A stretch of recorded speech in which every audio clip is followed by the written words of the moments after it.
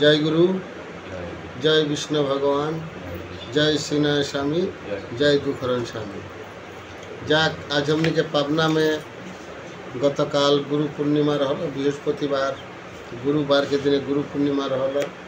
गुरु पूर्णिमा के भीतर हमने के विभिन्न जगह से संत महंत आके हाईलाइटिया को तेरे जला दिले निमन निकालो आई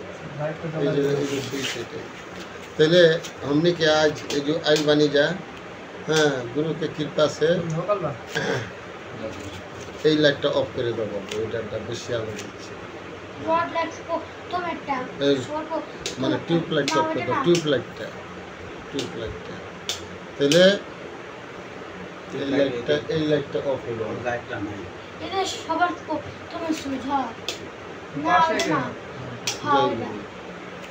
জয় গুরু, জয় বিষ্ণু ভগবান।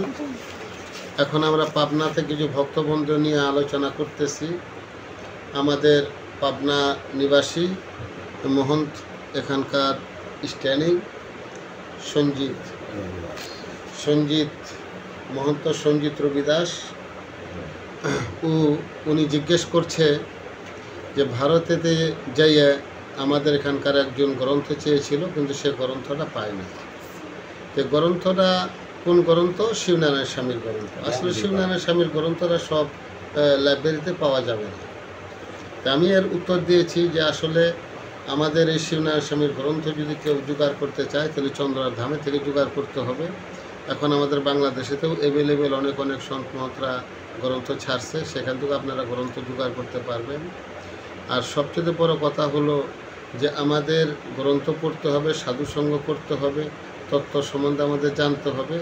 কিন্তু এই যে ছেলেটা গ্রন্থের জন্য গেছিল, সে ছেলেটার কাছে জিজ্ঞেস করছিল যে এটা কোন সেপ্টারের এবং কোন সাধুর এটা গ্রন্থ। তখন উনি বলছিলেন যে শিবনারায়ণ স্বামী। তো শিবনারায়ণ স্বামীর সম্বন্ধে তো বাঙালি হিন্দুরা এই সম্বন্ধে কোনো জ্ঞান নাই তারা এই সম্বন্ধে বলতে পারবে না। কারণ এই পৃথিবীতে আমাদের সনাতন ধর্মের 64 মহন্ত আছে। তো 64 মহন্তের নাম আসলে কয়জন কটা সাধু আমরা বলতে পারি।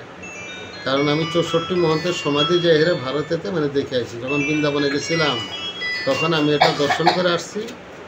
তো ওইখানেতে মনে করেন যে এই 64 মহন্তর ভিতরে আমাদের ভক্ত রবিদাসজি আছে, এবং কবির সাহেব আছে, রামানন্দ গোস্বামী আছে। তো আমাদের বিভিন্ন সন্ত মহন্তের নাম সেখানে আছে, কিন্তু শিবনারায়ণ স্বামীর নামটা দেওয়া হয় নাই। আমাদের সাধুদের মধ্যে কিছু হিংসার প্রচলিত ছিল।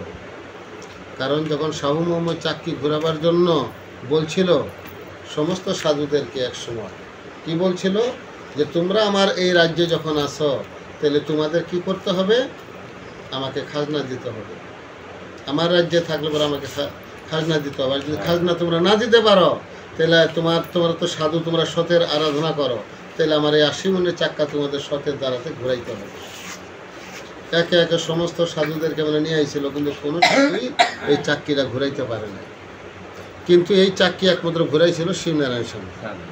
শিবনারায়ণ স্বামীকে যখন আনলো বুঝছেন, তখন এই শিবনারায়ণ স্বামী সেই চাক্কি যখন ঘুরাবানিকে যাচ্ছে তখন দেখতেছে যে বন্দিখানা আমাদের 12টা সাধুকে আটকে রাখছে। তখন এই সাধুদেরকে দেখে শিবনারায়ণ স্বামী একটা শ্লোক বলছিল যে মনাওয়া রঙাইলা নাহি যোগী রঙাইলা বারা কাপারা আর মোচদারি বাড়াইকে বনাল বারাপানকে পাকারা। হ্যাঁ, তে মন তো তোমরা রঙাইতে পারো না, খালি দেহর মধ্যে তোমরা তিলকমালা ফোড়া দিয়ে এরা জাকজমক করে রাখছো। এই জন্য বলছে যে সন্তপতিকে ধ্যান লাগাও নিশ্চয় আকে ফন্দ ছোড়ায়। একমাত্র সন্তপতির তোমরা আরাধনা করো, তার পূজা করো, তবেই তোমরা গতি মুক্তি পাবা, তাছাড়া তোমরা গতি মুক্তি কেউই পাবা না। এই যে শিবনারায়ণ স্বামী যারে চাক্কি মধ্যে আঙ্গুল দেওয়ার সাথে সাথে চাক্কি ঘোরা শুরু করলো। হ্যাঁ, তাহলে এই যে চাক্কি ঘোরা শুরু করলো, একমাত্র শিবনারায়ণ স্বামীর জন্য 12 ভক্ত তারা মুক্তি পাইল। তাহলে আজ থেকে দেখা গেছে যে 250-300 বছর আগে শিবনারায়ণ স্বামী এই ধরাধামে আইসাহিরে উনি এই সমস্ত লীলাগুলো প্রকট করে গেছে। তে যে সমস্ত সাধুরা এখন ভারতে আছে এদের 200-300 বছর বয়স হয় নাই। কেউ হয়তো 20 বছর ধরে গেছে, কেউ হয়তো 10 বছর ধরে গেছে আশ্রমে, এবং বিভিন্ন মঠ মন্দিরে, তো তারা শিবনারায়ণ স্বামীরা বাঙালি হিন্দুরা কী করে চিনি? তার জন্য ওদের কাছে জিজ্ঞেস করলে পরে কোনো ফল হবে না। তো কাজে গ্রন্থ আদি আপনি যতই পড়েন, মূল হইল আপনার ভক্তি। গুরুজি বলছেন যে বিনা গুরু ভক্তি মুক্তি না লাগে। গুরু ভক্তি যদি লাগে, তোমার কোনো গ্রন্থ লাগবে না, তোমার ভক্তিই যথেষ্ট। শাস্ত্রে বলছে যে ভক্তিবিহীন পূজা পার্বণ যাহা করা হয়, নিষ্ফল হইয়া যায় তাহাই শাস্ত্রে কয়। কোনো কাজে দেয় না। অর্থাৎ তোমার ভক্তি সর্বশ্রেষ্ঠ। শিবনারায়ণ স্বামী একটা কথাই বলছে, যে বিনা গুরু ভক্তি মুক্তি না লাগে। যে গুরু ভক্তি না থাকলে পরে আমাদের কোনো কিছুই হবে না, আমাদের গুরু ভক্তি হলো না। তাহলে কি এখন গুরু ভক্তি করতে গেলে পরে গুরু তো হলো পার ব্রহ্ম পরমাত্মা স্বয়ং দুঃখরণ। তো দুঃখরণকে আমরা পাবো কোথায় যে আমরা তাকে ভক্তি করব? শাস্ত্রে বলতেছে গুরু ভক্তি, গুরু ভক্তি, বিষ্ণু ভক্তি, শিবনারায়ণ স্বামী ভক্তি। গুরু বলছে যে আমাকে যদি তুমি অর্জন করতে চাও আর আমাকে যদি তুমি ভক্তি করতে চাও, তাহলে আমার প্রতিনিধি হয়ে তোমার গৃহে যে সাধু যাবে না, তুমি তাকে ভক্তি করলেই যে শেষ ভক্তি আমি পাইয়া থাকি। আমাকে পাইতে হইলে তুমি আমার ভক্তকে পূজা করো, তুমি আমার ভক্তকে সেবা করো, তুমি আমার ভক্তকে সেবা দাও। কারণ আমি ভক্তের বদনেই সর্বদাই সেবা করি। আমাকে ভালোবাসিয়া তুমি যতটুকু অর্জন করিতে পারিবা, তার থেকে অধিক গুণ তুমি অর্জন করিতে পারিবা যদি আমার ভক্তকে তুমি সেবা করো। এর জন্য বলছে যে ভক্ত আমার মাতা, ভক্ত আমার পিতা, ভক্তই যে আমার গুরু, ওরে ভক্তই যে আমার নাম রেখেছে বাঞ্ছা কল্পতরু।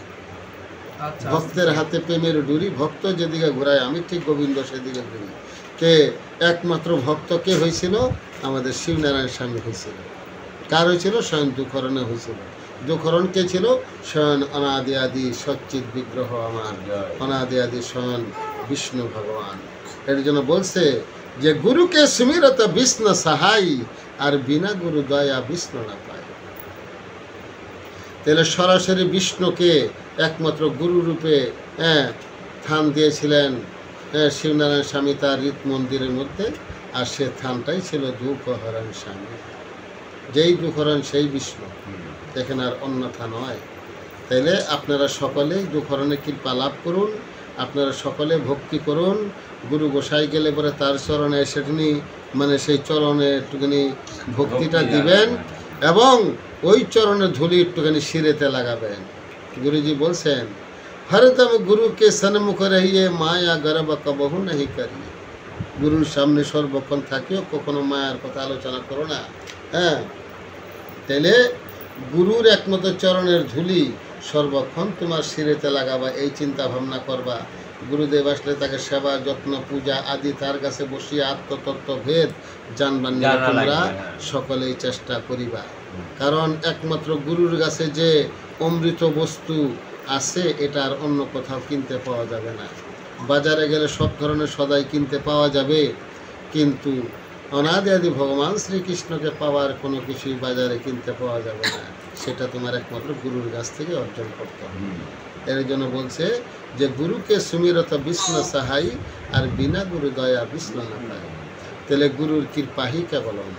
তাহলে গুরুর কৃপা জগৎময়, কৃষ্ণ কৃপা জগৎময়। গুরুর কৃপা কোনো কোনো ভাগ্যবান ভাগ্যবতীর তকদিরে কিছু কিছু হইলে হইতে পারে এবং হয়। তাহলে কৃষ্ণ সারা জগতের মধ্যে কৃপা করে রাখছে, কিন্তু গুরুর কৃপা ব্যতীত ওই বিষ্ণু কৃপা কখনো লাভ করা সম্ভব নয়। জয় গুরু, জয় বিষ্ণু ভগবান। তোমরা সর্বদাই গুরুর চরণে ভক্তি শ্রদ্ধা রাখবা।